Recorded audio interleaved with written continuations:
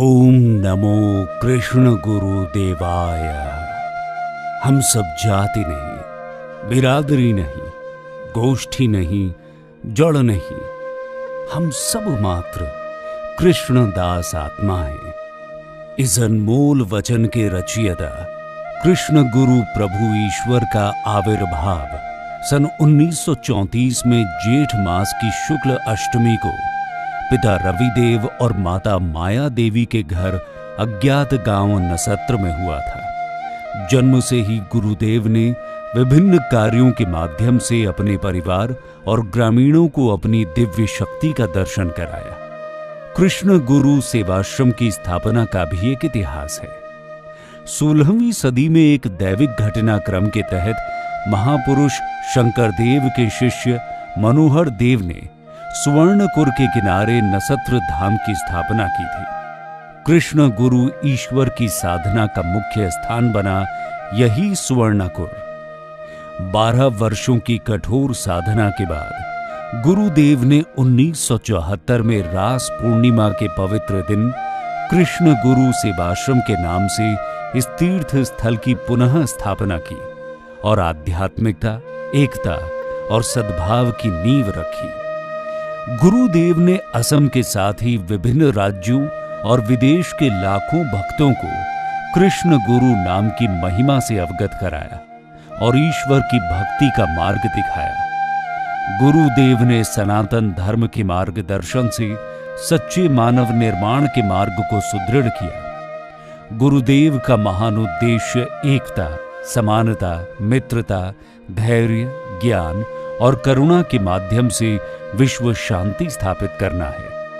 कृष्ण गुरु सेवाश्रम सिर्फ 3 कट्ठा भूमि पर शुरू हुआ, जो लोक कल्याण के कार्य करते हुए आज 300 बीघे के क्षेत्र में विस्तारित हो गया है। ये सेवाश्रम अब लाखों भक्तों के योगदान से एक विश्व प्रसिद्ध संस्था बन चुकी है, जो समाज में ज्ञान और आध्यात्म का प्रकाश फैला रही है। कृष्ण गुरु सेवाश्रम में अलका गंगा तालाब, विशाल कीर्तन घर, चरण चिन्ह मठ, कृष्ण धाम, शरण घर, अनंत शैया मठ, अक्षय दीपक और गुरु आसन आदि सम्मिलित हैं।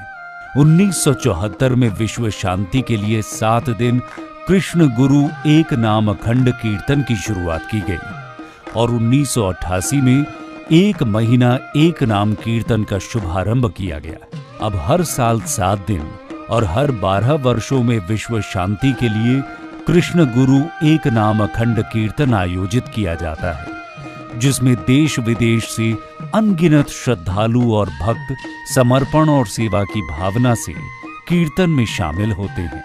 कृष्ण गुरु ईश्वर ने स्कूली शिक्षा के साथ आध्यात्मिक ज्ञान के महत्व को समझा और सामान्य शिक्षा के साथ आध्यात्मिक शिक्षा को भी अनिवार्य किया। उन्होंने 1992 में कृष्ण गुरु कॉलेज, 1994 में कृष्ण गुरु विद्या ज्योति विद्यालय और 2009 में कृष्ण गुरु विज्ञान और प्रौद्योगिकी संस्थान की स्थापना प्राचीन गुरुकुल के मॉडल पर की। बच्चों और माता पिता के बीच संबंध को आदर्श बनाने के लिए महाप्रभु कृष्ण गुरु ने हर साल 25 अक्टूबर को आदि गुरु सेवा दिवस के रूप में मनाने का संदेश दिया। कला, विज्ञान और वाणिज्य पाठ्यक्रम के साथ ही साथ कौशल विकास, अनुसंधान और व्यावहारिक शिक्षा को मिलाकर कृष्ण गुरु आध्यात्मिक विश्वविद्यालय की स्थापना की गई है। कृष्ण गुरु ईश्वर कहते हैं कि आध्यात्मिक ज्ञान व्यक्ति को संयमी और दीर्घायु बनाता है। आध्यात्मिक ज्ञान मनुष्य को एकात्म बोध कराता है। एकात्म बोध ही जगत में शांति का मूल मंत्र है। इसलिए शिक्षण संस्थानों में आध्यात्म की शिक्षा अनिवार्य है। कृष्ण गुरु ईश्वर के महाप्रयाण के पश्चात सारी जिम्मेदारी उनके योग्य पुत्र गुरु कृष्ण प्रेमानंद प्रभु को सौंप दी गई। गुरु कृष्ण प्रेमानंद प्रभु ने अपने पिता के दिए दायित्व को भली भांति संभाला। गुरु ईश्वर ने कहा है कि ईश्वर साधना और जन कल्याण के कार्य समानांतर रूप से होने चाहिए, तभी ईश्वर साधना फलदायी होगी।